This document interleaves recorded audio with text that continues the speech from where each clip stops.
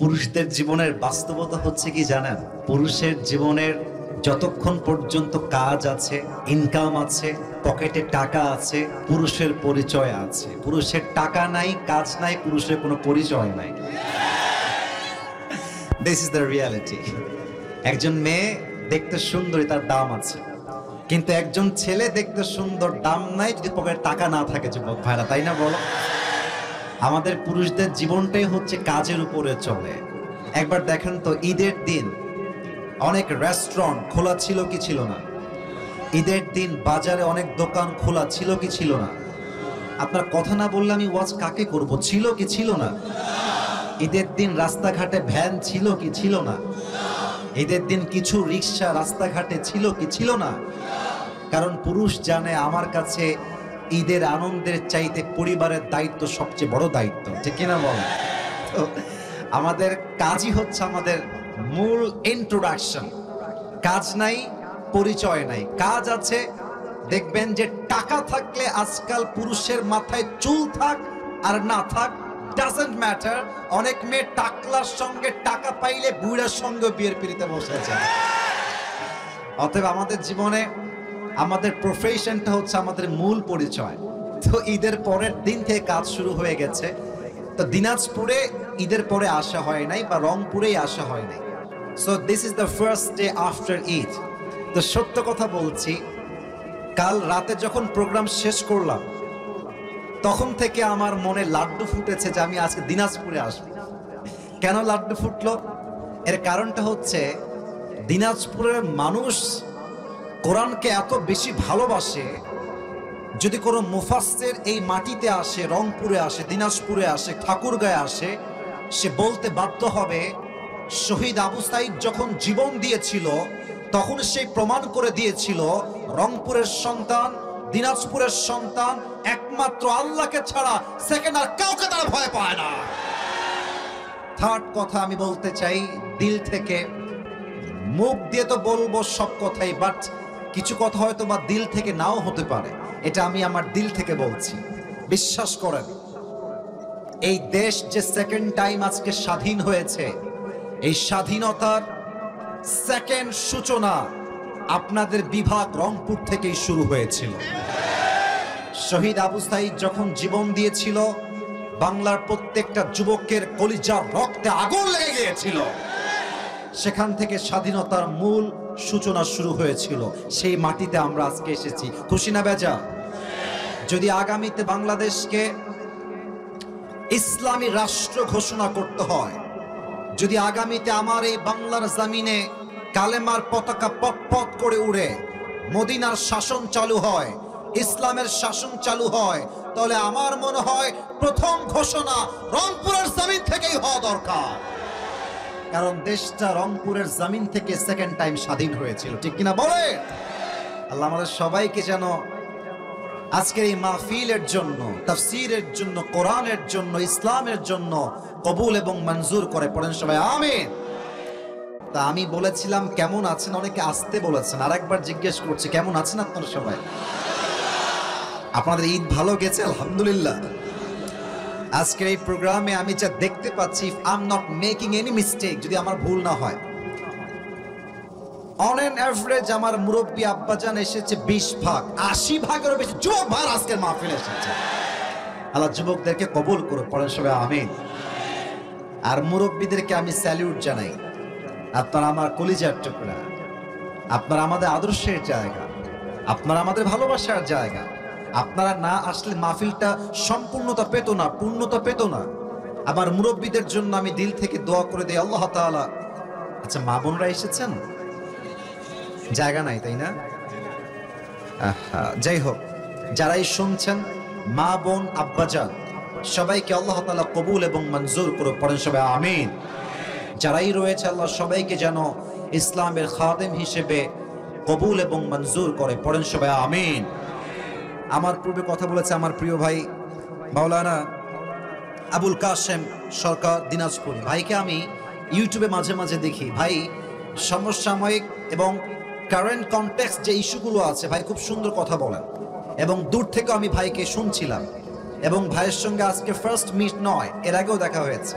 ভাইকে আল্লাহ তাআলা ইসলামের একজন একনিষ্ঠ দায়ী হিসেবে কবুল করুক। পড়েন সবাই আমিন। আমাদের আজকে এই প্রোগ্রামে আরো কথা বলেছেন মাওলানা আবু রায়হান রহমানী। যারাই কথা বলেছেন আল্লাহ সকলের কথা অনুযায়ী আমাদের সবাইকে আমল করার তৌফিক দান করুক। পড়েন সবাই আমিন। আচ্ছা, আমরা দেখতে পাচ্ছি রাত গভীরের দিকে। আমরা খুব বেশি রাত জাগতে চাই না, আমরা চাই কনস্ট্রাকটিভলি কিছু কথা হবে, in a very short term আমরা কথা বলবো। আমরা যখন ওয়াজ শেষ করব, ওয়াজ শেষ বাসায় গিয়ে ঘুমিয়ে যাব, চেষ্টা করব তাহাজ্জুদটা পড়ব, পাশাপাশি আমরা ফজরের নামাজটা জামাতে পড়ব। রাজি আছেন তো ইনশাআল্লাহ? একটু হাত তুলে বলেন সবাই ইনশাআল্লাহ। আল্লাহ যেন কবুল করে। পড়েন সবাই আমিন। আমার প্রিয় দিনাজপুরের ভাইরা, আমার look at my right hand, আমার ডান হাত দেখবেন। আমি আমার আলোচনায় চলে যাওয়ার ট্রাই করছি। আমার হাতে কিতাবটার নাম, আর একটু জোরে, কিতাবটার নাম। আচ্ছা, এই কিতাবে কোনো ভুল কি আছে? কোনো সন্দেহ কি আছে?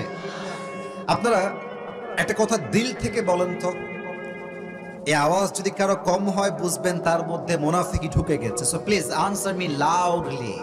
দিল থেকে আওয়াজ দিয়ে বলবেন, আওয়াজ যেন কমে না যায়।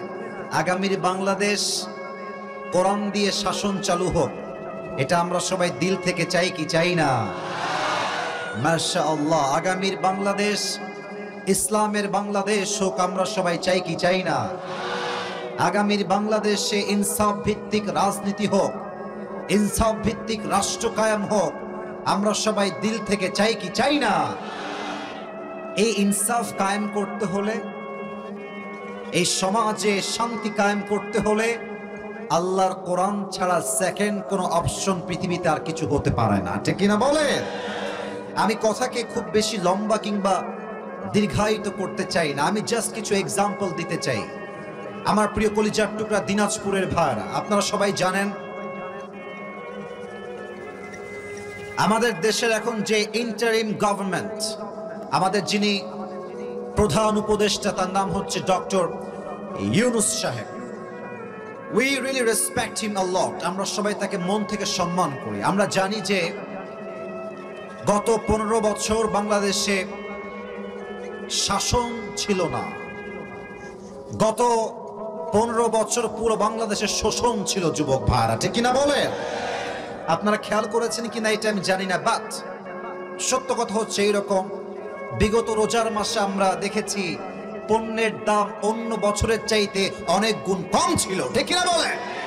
আচ্ছা, আমি একটা কথা আপনাদেরকে বোঝাই বলি, জাস্ট কোরআনের রাজনীতি কত বেশি জরুরি বোঝার ট্রাই করবেন। জাস্ট একটা এক্সাম্পল নেওয়ার ট্রাই করেন। মাথায় রাখবেন দুইটা কথা। যদি কোরআন ভিত্তিক রাজনীতি হয়, যদি কোরআন দিয়ে রাষ্ট্র কায়েম করা হয়, প্রধানমন্ত্রী নির্বাচনে কোনো নারী ভোটে দাঁড়াবার সুযোগ খুঁজে পাবে না। আপনারা হয়তো বা আমার কথাকে নেগেটিভলি নিচ্ছেন, but this is the reality. আপনারা যারা রাজনীতি করেন, এখানে বিএনপি থাকতে পারেন, জামাত থাকতে পারেন, চরমোনায় থাকতে পারেন, হেফাজত থাকতে পারেন, আহলে হাদিস হতে পারেন, আপনি কওমি হতে পারেন, আপনি সরসিনা হতে পারেন, আপনি আওয়ামী লীগ হতে পারেন, it's doesn't matter for me.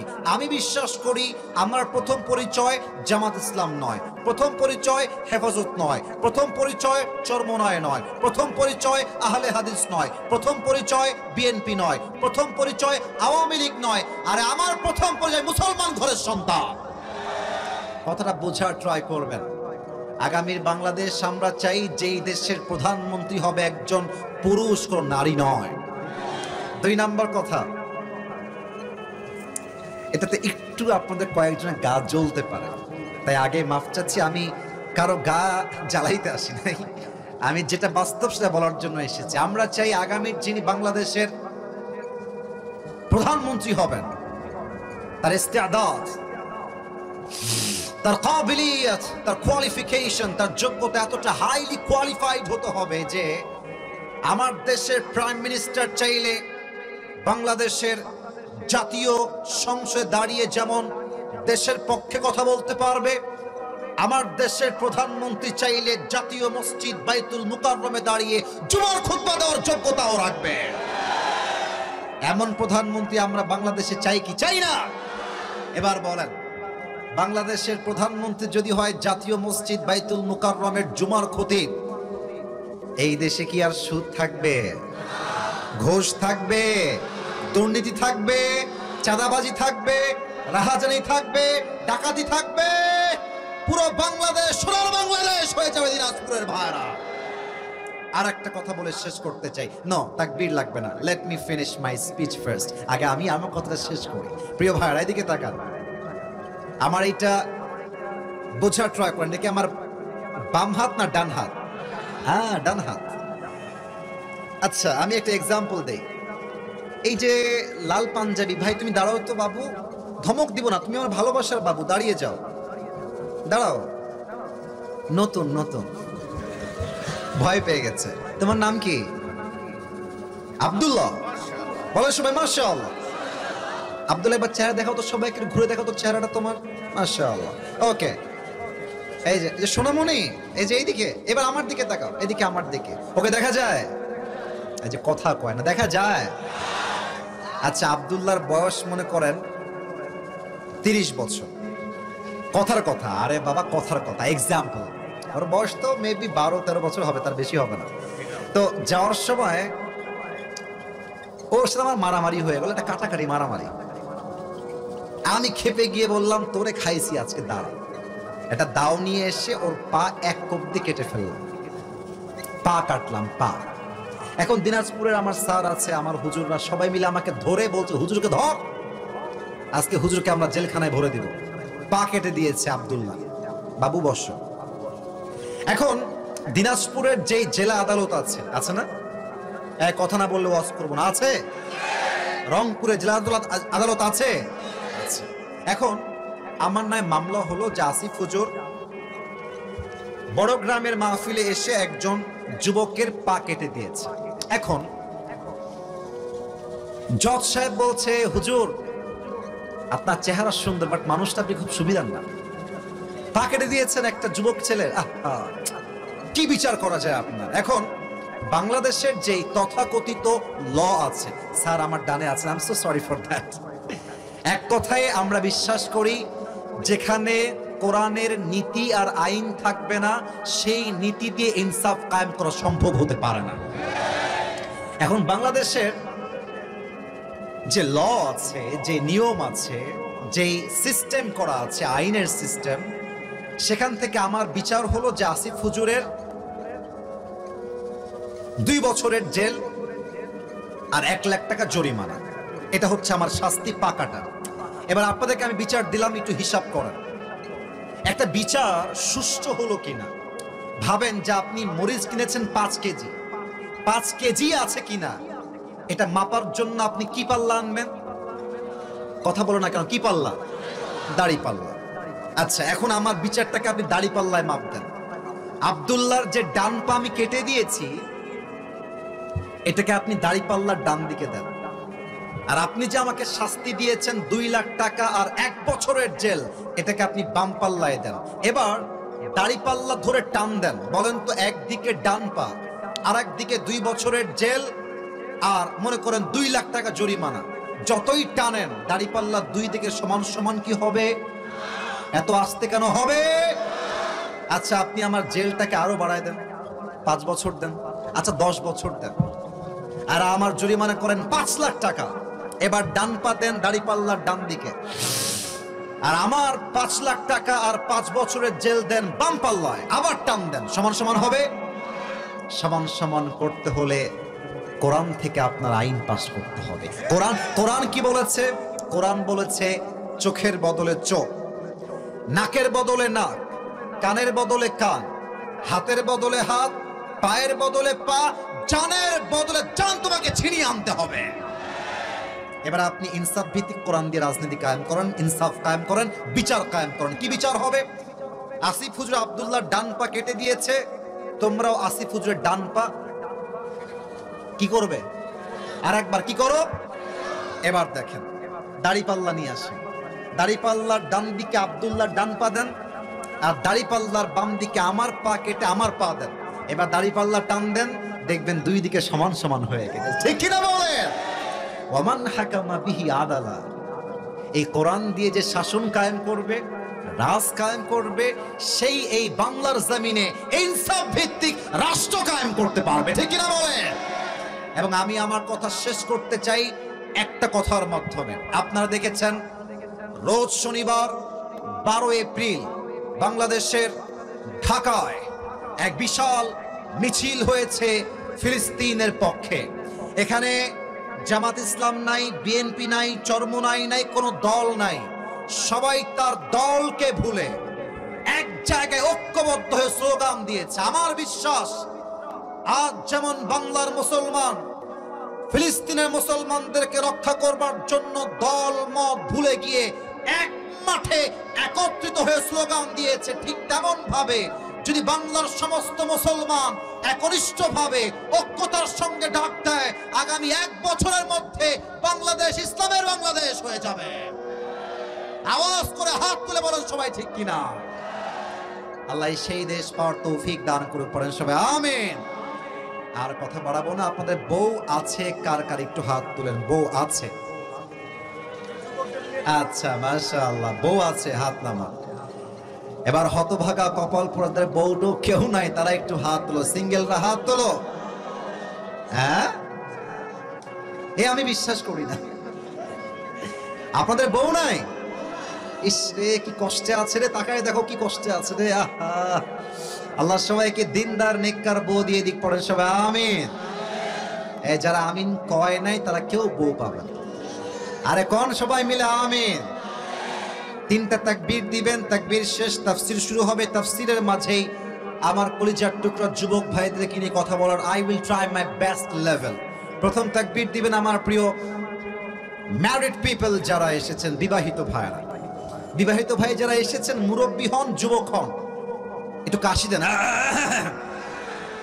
এ মান সম্মান থাকবে না রে বাবা এই কাশি দিলে, একটু জোরে দেন। আচ্ছা, দেখা যাক কারা জিতে। সিঙ্গেল ভাইরা কিপ কোয়াইট, কিপ সাইলেন্ট। সিঙ্গেলদের টাইম আসতেছে, is coming. It's not time for you, it's time for the married people. যারা বউ রাখেন বাড়িতে তারাই তাকবীর দিবেন, otherwise single people keep quiet, চুপ থাকবেন। বিবাহিত ভাইরা নারে তাকবীর। আপনারা নাম্বার পেয়েছেন 70 নাম্বার দিলাম, জান, এটাই ঠিক আছে আপনাদের জন্য। এবার সিঙ্গেলের পালা, সিঙ্গেলরা কাশি দাও। দেখা যাক কারা নাম্বার বেশি পায়।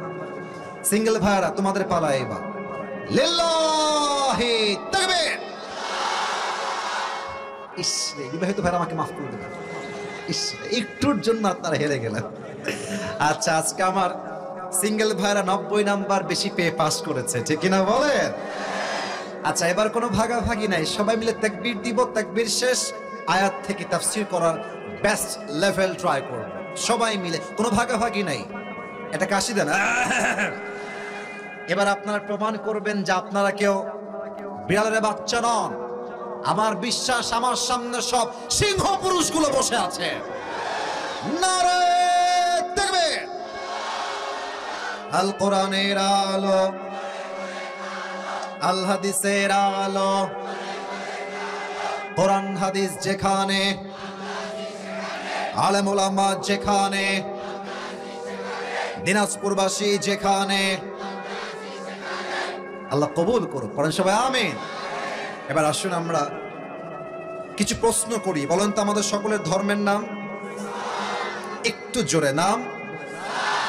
আমাদের কিতাবের নাম? আমাদের সকলের রব একজন, বলেন সবাই, তিনি কে?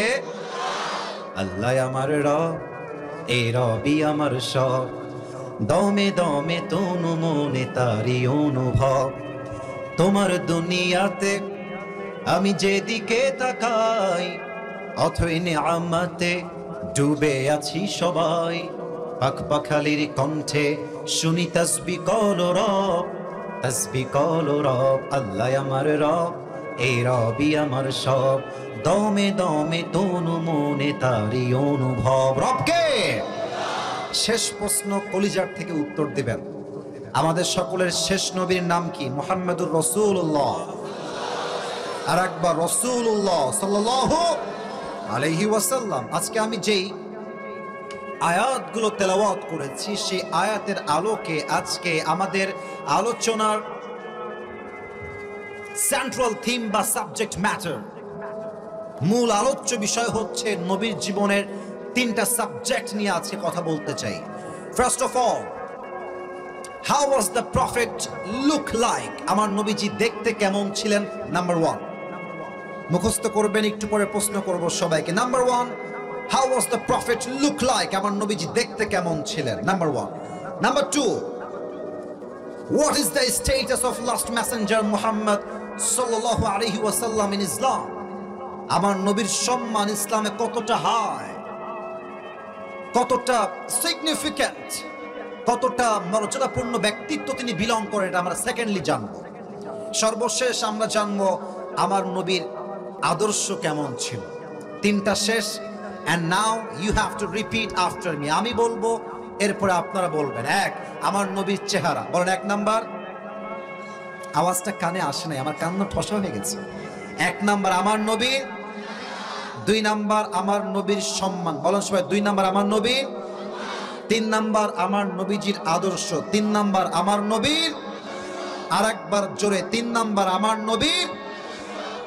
Let's talk about the first matter. প্রথম বিষয় কথা শুরু করছি। আমার নবীজির দেহের গঠন ছিল সুঠাম দেহের অধিকারী ছিলেন তিনি।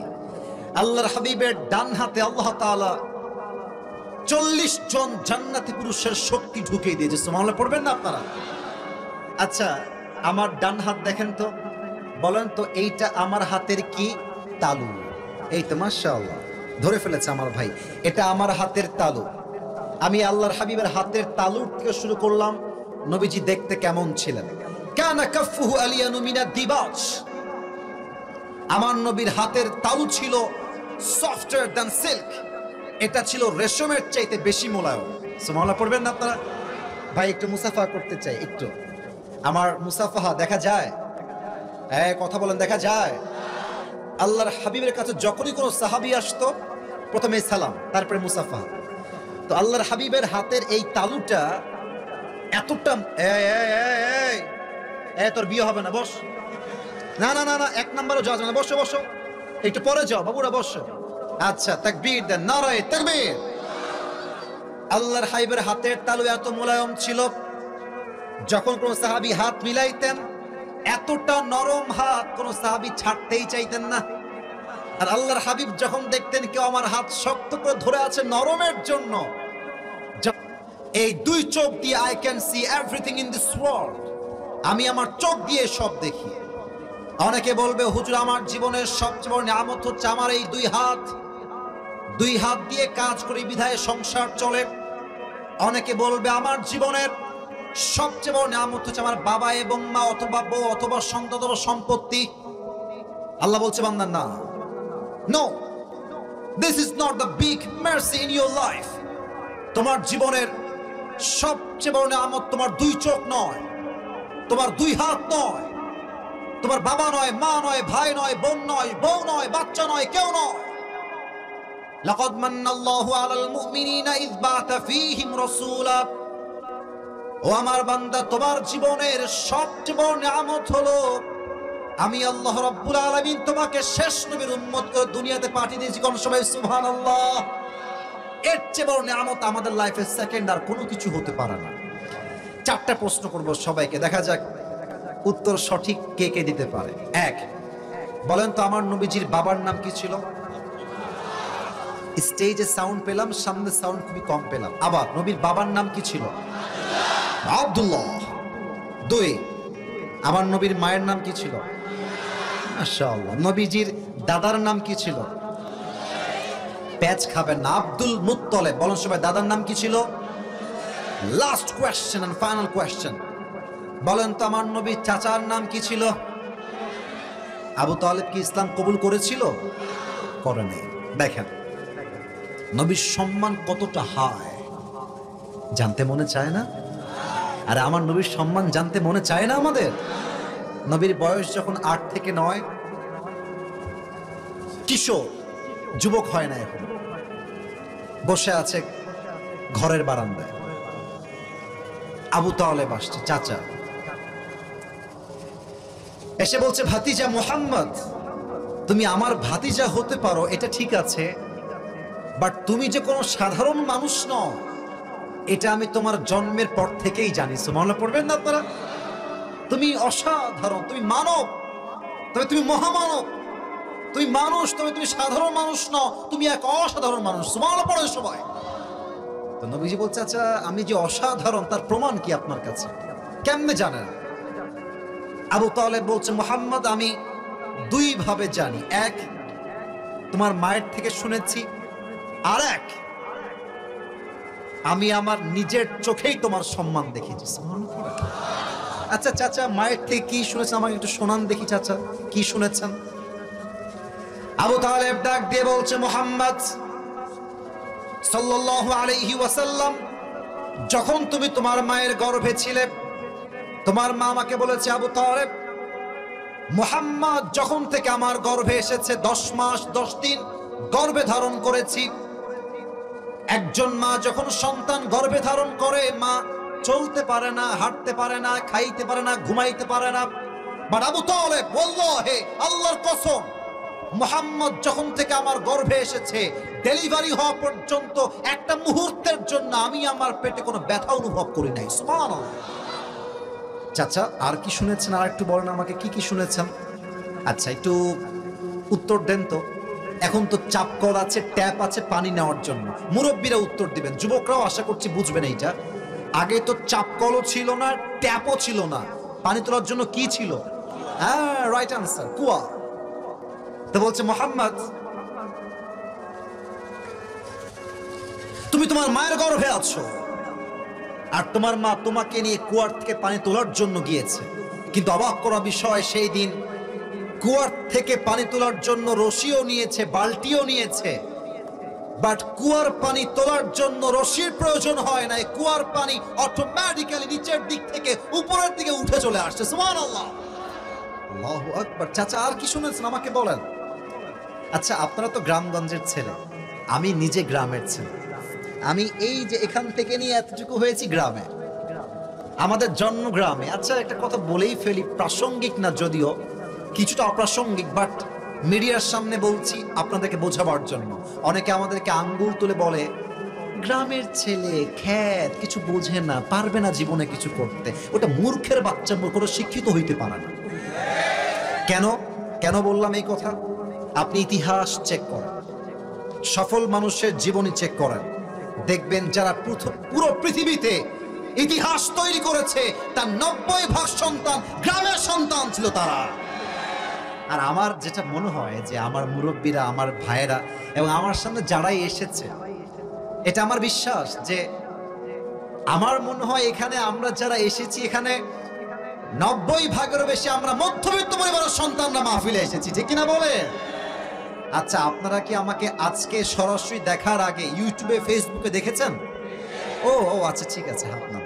আমার একটা ওয়াজে আমি বলেছিলাম যে মধ্যবিত্ত পরিবারের সন্তান জাস্ট মধ্যবিত্ত পরিবারের সন্তান নয়, মধ্যবিত্ত পরিবারের সন্তান মানে একটা ব্র্যান্ড।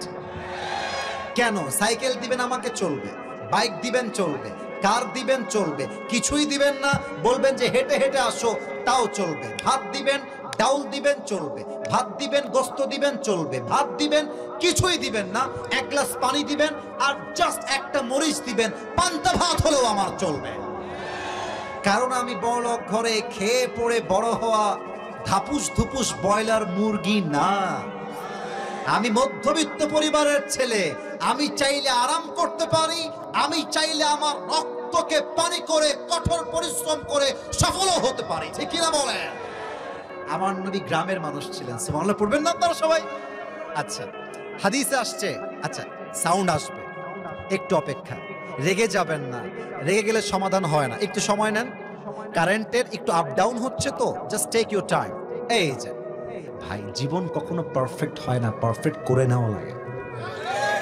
এখন একটা বউ বিয়ে করে বাসায় নিয়ে আসছো, ও কেবল আসছে, এদিকে যা, এই বুঝিস না, এদিকে। তোমার সংসার 2 দিনে ভেঙে চূর্ণ বিচূর্ণ হয়ে যাবে, তাই না বলো?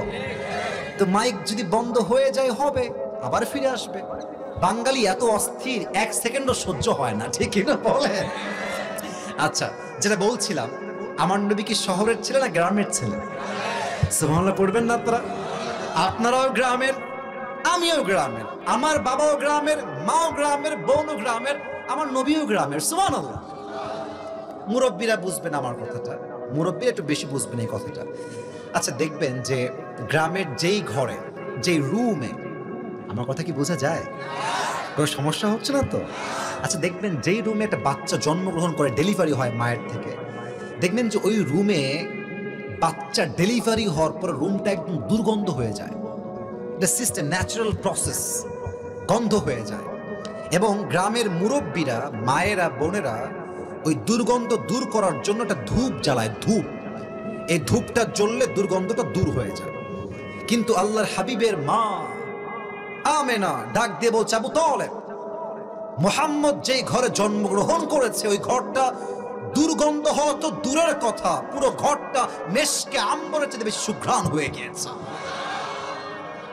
আরো অনেক কথা বললাম না, মাইনাস করলাম, জাস্ট আরেকটা বলবো। আচ্ছা চাচা, সব তো মায়ের থেকে শুনেছেন, এবার আপনি কি দেখেছেন তাই বলেন।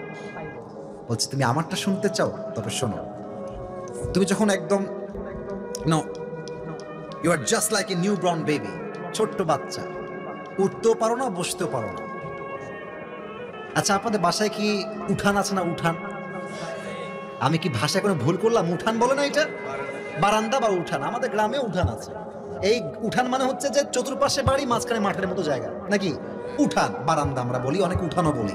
আমাদের খুলনায় উঠান বলে, আঙ্গিনা। হ্যাঁ, আঙ্গিনা, বারান্দা, উঠান, whatever you call it, doesn't matter. এটা আমরা যাই বলি না, কোনো সমস্যা নেই। এখন বোঝেন, আবু তালেব বলছে, মুহাম্মদ আমি দেখলাম যে তুমি একটা খাটে বারান্দায় মাচা টাইপের থাকে না, মাচা বাঁশ দিয়ে করে, হ্যাঁ করে না, করে না? গ্রামগঞ্জের লোকরা আড্ডা দেয়, বসে মজা করে, গল্প করে। তো তোমাকে আমি দেখলাম তুমি বারান্দায়, উঠানে, আঙিনায় একটা বালিশে শুয়ে আছো, খাটের উপরে বা মাচার উপরে। হঠাৎ করে দেখলাম আকাশের চাঁদটা আকাশ থেকে ভেঙ্গে তোমার দিকে পড়ে যাবে, উপর থেকে এভাবে তেড়ে আসছে। আমি দৌড় দিয়ে আসছি যে চাঁদ ভেঙ্গে পড়লে আমার ভাবছে তো ঠিক থাকবে না, আমি তোমাকে উঠিয়ে জাস্ট রুমে নিয়ে আসবো। কিন্তু ইন দ্য মিন টাইম আমি খেয়াল করলাম যে চাঁদটা আসলে উপর থেকে ভেঙ্গে পড়ছে। ইটস নট লাইক দ্যাট, ব্যাপারটা এরকম নয়। বরং তুমি যে বাচ্চা হয়ে হাত পা নাড়িয়ে খেলা শুরু করে দিয়েছো, চাঁদও তোমার সঙ্গে খেলতে শুরু করে দিয়েছে।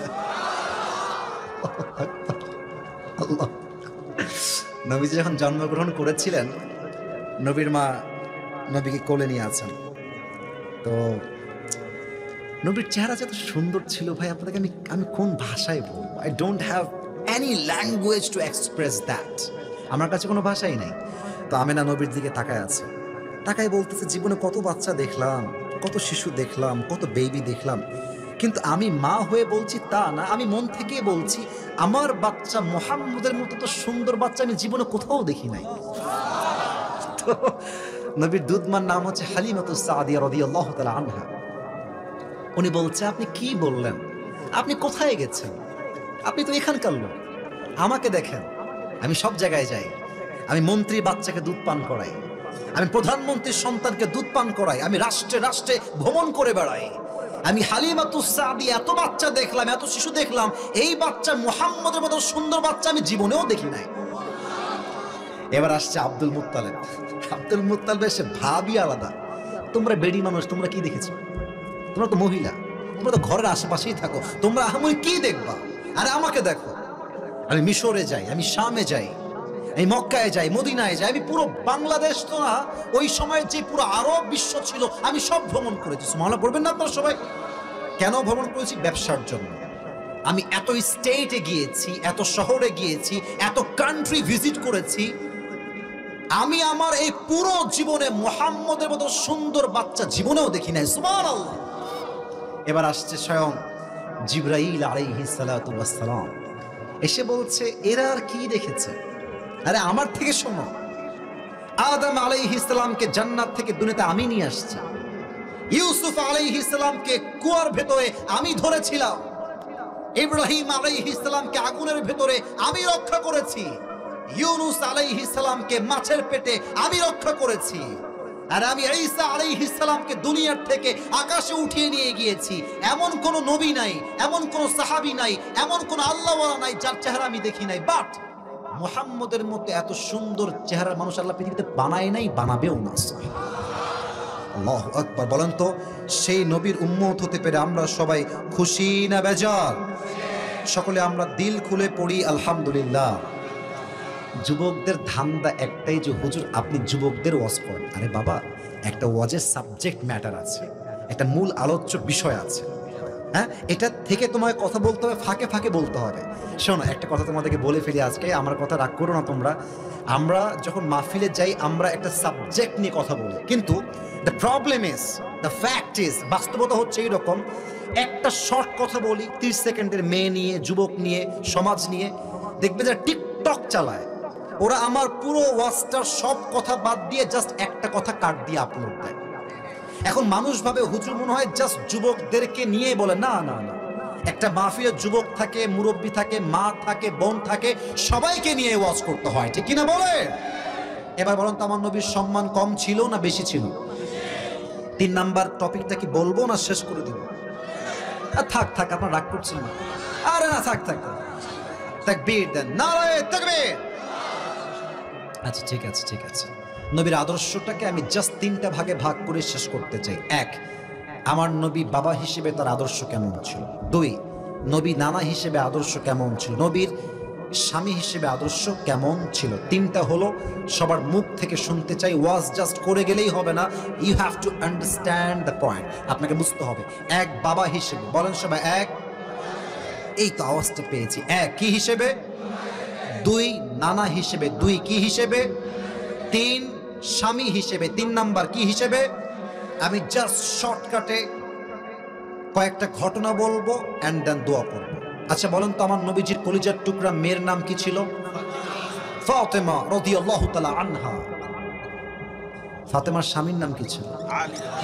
এই ভয় পান কেন? ফাতেমার স্বামীর নাম কি ছিল?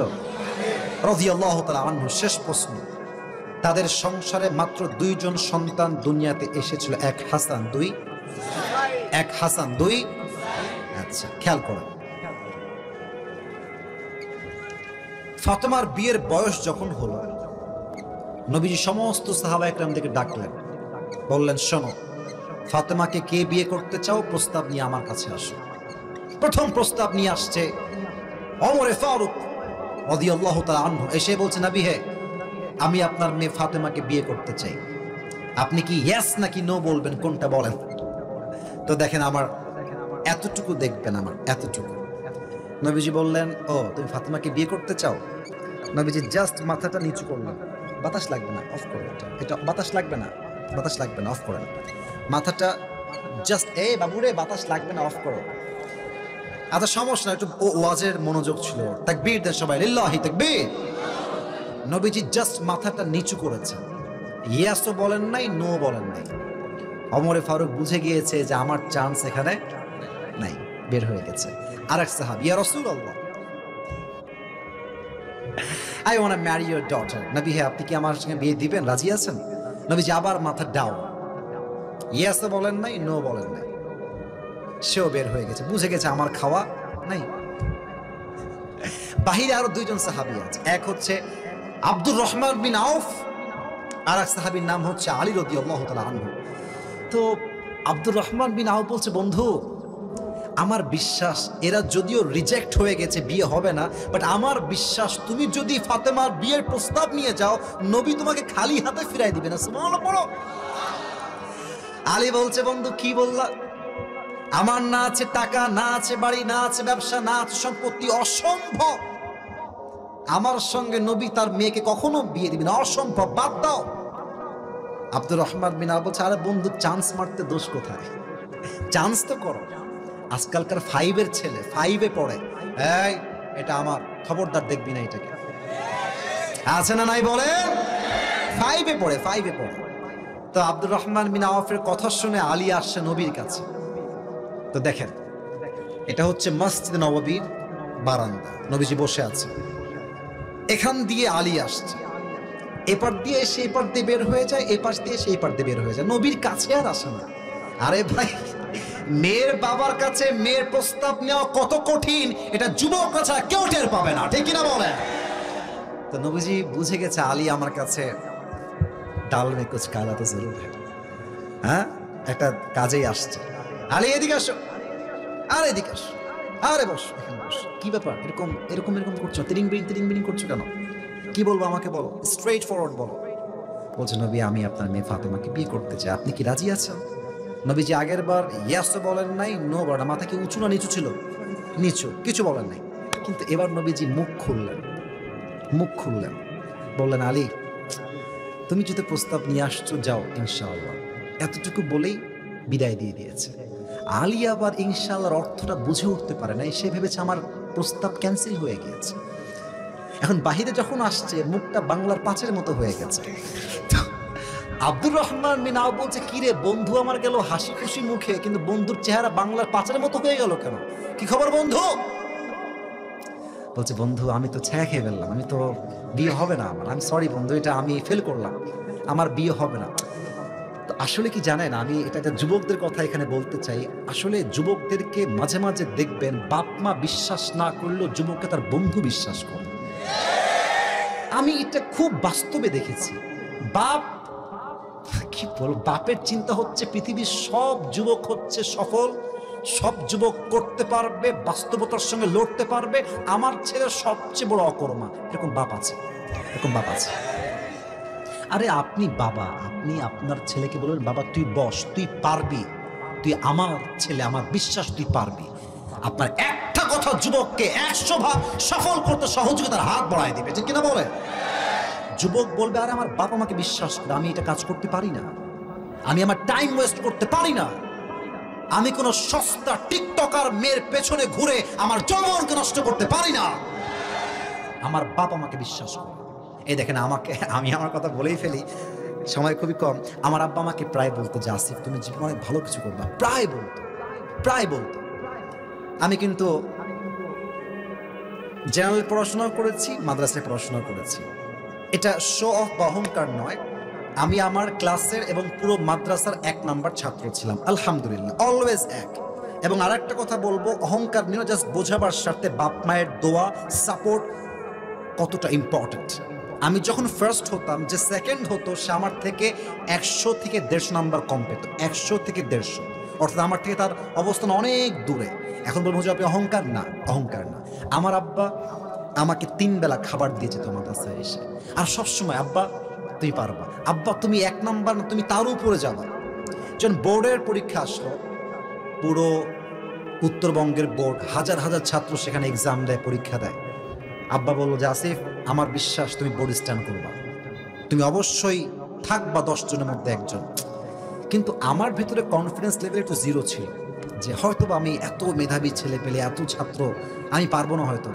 বিশ্বাস করেন আব্বার দোয়া আমার সঙ্গে ছিল, আমিও ট্রাই করেছি, পুরো বাংলাদেশে 10 জনের মধ্যে আমার নামটাও আসছে, আলহামদুলিল্লাহ।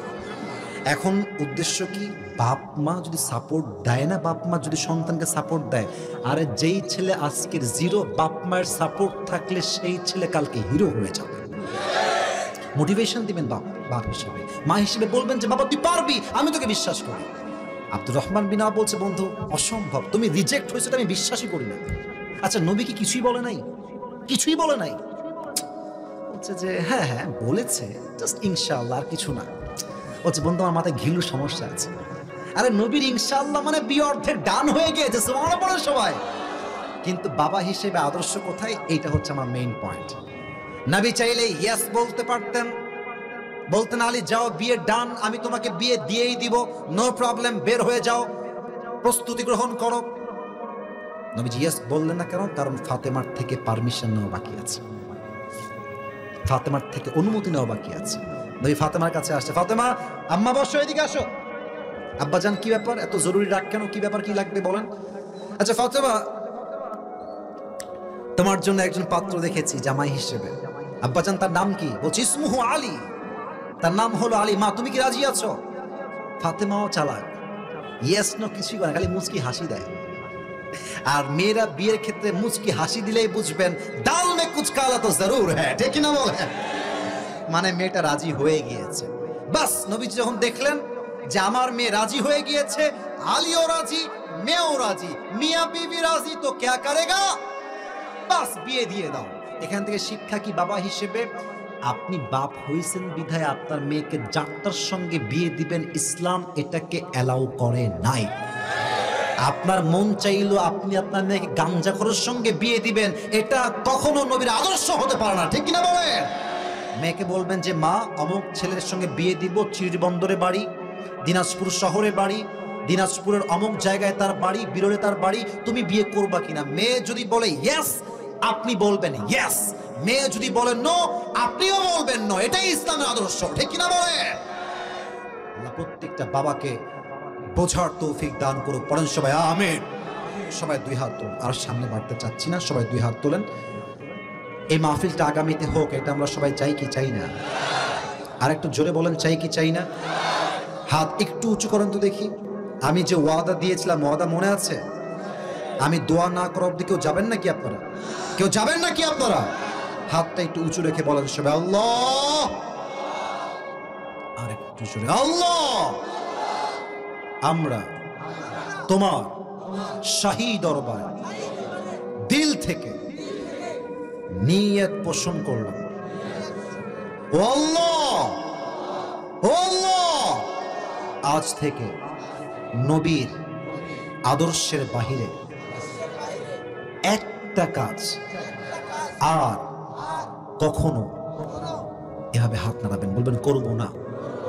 নিয়ত করেন, নিয়ত, প্লিজ মেক ইউর ইন্টেনশন, নিয়তটা বানান। বলেন সবাই করবো না, বলেন সবাই ইনশাআল্লাহ। 2 নাম্বার ওয়াদা, এটাই শেষ ওয়াদা। বলেন সবাই হুজুর। একটু আস্তে, বামে sound perfect, you are perfect, এদিকে একটু আওয়াজ আস্তে আছে। বলেন সবাই হুজুর, আমরা ওয়াদা দিলাম আজ থেকে 1 ওয়াক্ত নামাজ আর কখনো ছাড়বো না।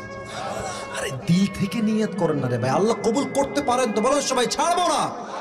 এবার বলেন সবাই আওয়াজ করে হাত তুলে ইনশাআল্লাহ।